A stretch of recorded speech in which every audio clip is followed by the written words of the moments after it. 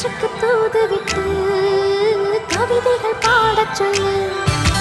நிலவுக்கு தூது விட்டு தீபங்கள் ஏற்றச் சொல்லு. யாரும் இல்லாத ஆள் என்று பூமியில் யாரும் இல்லை. கிழக்கு வெளுக்காத நாள் என்று இதுவரை வந்ததில்லை.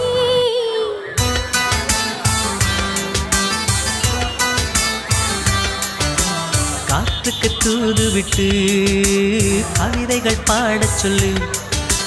நிலவுக்கு தூது விட்டு தீபங்கள் ஏற்றச் சொல்லு.